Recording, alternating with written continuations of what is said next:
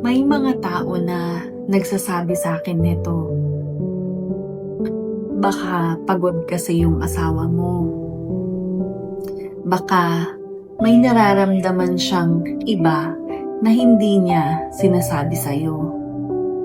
Kasi ayaw kanyang mag-alala.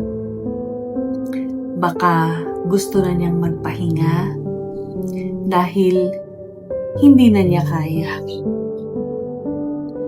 At naiintindihan ko naman kung bakit nila sinasabi yun. Dahil wala na siya. At lahat kami naghahanap ng sagot. Pero bilang asawa niya, may isang bagay akong sigurado. Kilala ko ang asawa ko. Kilala ko kung paano siya lumaban. Kilala ko kung paano siya magmahal.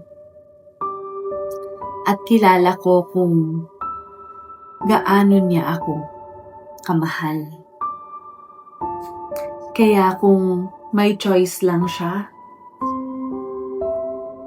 hindi niya ako iiwan ng ganito kaaga. Kasi kahit noong may sakit siya, mas nag-aalala pa yan siya sa akin kaysa sa sarili niya. Kasi kapag nakikita niya akong umiiyak, nakikita niya akong nahihirapan, nakikita niya akong napapagod, hindi na niya alam kung ano yung gagawin niya. At kung pwede lang, willing siyang isakripisyo ang sarili niya.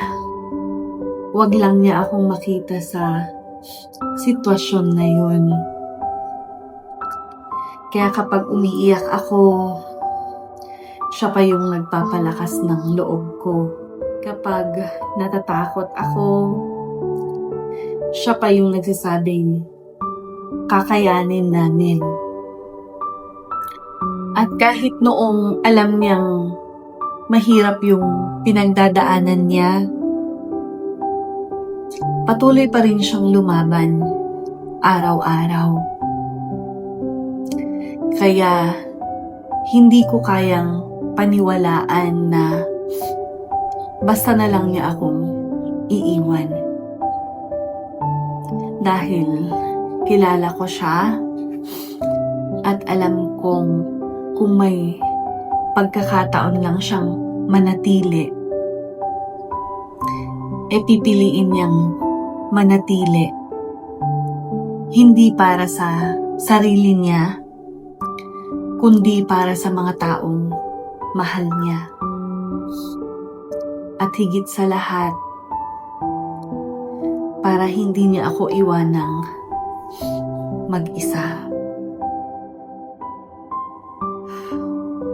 Kaya hanggang ngayon, naniniwala akong hindi niya piniling umalis, kundi dumating lang talaga yung araw na tinawag na siya ni Lord pauwi.